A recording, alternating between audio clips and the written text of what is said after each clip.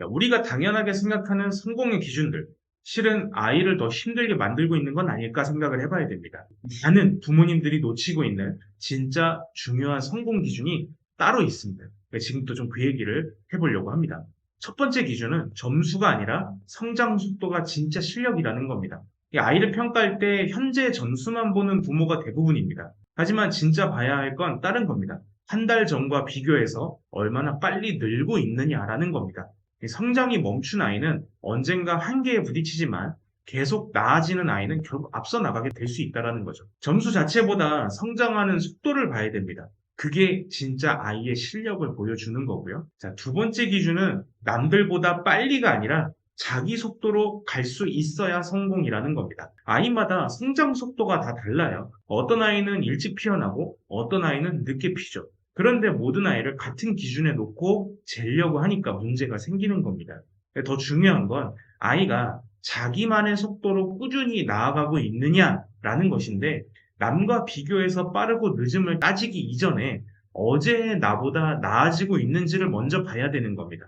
자기 속도로 성장하는 아이는 결국 더 멀리 갈 수 있고요. 남의 속도에 맞추려다가 지쳐버리는 아이들이 너무 많은 거죠. 세 번째 기준은 혼자 잘하기보다 함께 해내는 능력이 조금 더 소중하다라는 겁니다. 그러니까 미래 사회, 특히나 현대 사회에서 진짜 필요한 건 혼자서 모든 걸 다 해내는 능력이 아니라 다른 사람들과 함께 협업하는 능력, 함께 문제를 해결하고 서로 돕고 큰 결과를 만들어내는 능력이라고 할 수 있어요. 오죽하면 요즘 취업에서는 풀차핏이라고 얘기를 하잖아요.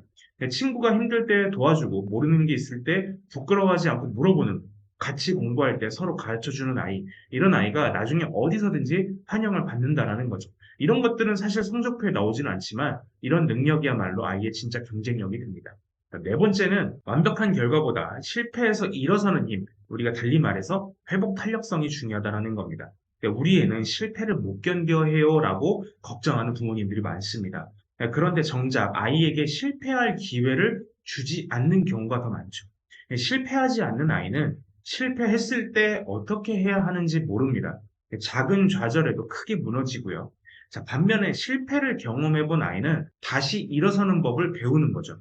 중요한 건 실패하지 않게 도와주는 것이 아니라 실패했을 때 어떻게 다시 시도할지 함께 생각해 주는 겁니다.